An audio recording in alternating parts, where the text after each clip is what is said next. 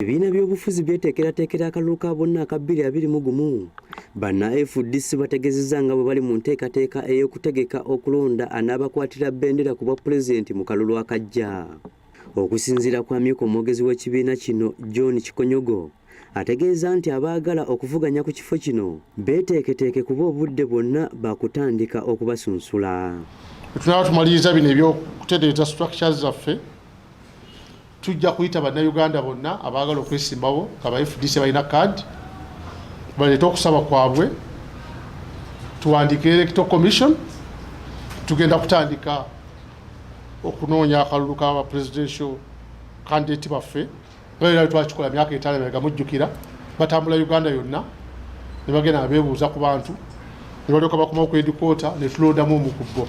Kikonyogo era ayongeddeko nti abeegwanyiza ekifo kino balina okubeera n'ebisaanyizo ebyetaagisa okubeera omukulembeze w'eggwanga naye ng'ekisinga obukulu omuntu ateekeddwa okuba nga mmemba wa FDC omujjuvu.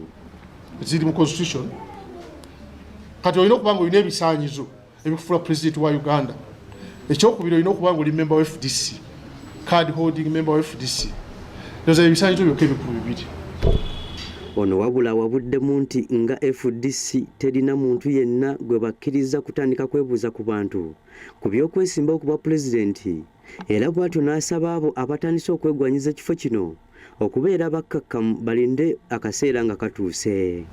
Naye buli Uganda era alina obuyinza constitution emukkiriza ogenda okwebuuza nga ye. Naye teri muntu ayinza kugamba nti ngenda kwebuuza nga ndi ku kaadi FDC. Ekyo tekisoboka. Bwali kadi FDC nandibadde mumanyi ku ssaawa eno naye kakati buli muntu yenna ayagala okwebuuza nga yeebuuza nga ye waddembe naye wabanga wa FDC ebbaluwa esaba omukkiriza okutambula yandibadde eva wa secretary general wa FDC oba electoral commissioner. Mu mbeera eno bakuwandikira akakiiko k'ebyokulonda nga bakategeeza ku nteekateeka zaabwe ez'okuleeta abantu be bagenda okuvuganya mu kifo ky'obwa pulezidenti. Secretary general yekka yalina obuyinza olumu ne electoral commissioner ne deputy we basobola okuwandikira isi bukka. Lwakuba isi erina obuzibu naye yandibadde erabirira bino byonna ebyokulonda mu parties internal democracy naye olumu etunula butunuzi ng'eraba ebibiina ebimu bikiyitako n'ebikola ebyabyo ng'NRM bwekola yandibadde etukulembera ffenna ng'eraba nti buli kibiina kibeera mu internal democracy. Kikonyogo ategeeza nti mu kiseera kino bakyali mu kutereeza bukulembeze bwa kibiina mu disitulikiti zonna okwetoola eggwanga yadde nga bafunyemu okusoomoozebwa okw'amaanyi nga poliisi etandise okulinnya eggere mu nkuŋŋaana zaabwe ez'oku magombolola ne mu disitulikiti ez'enjawulo.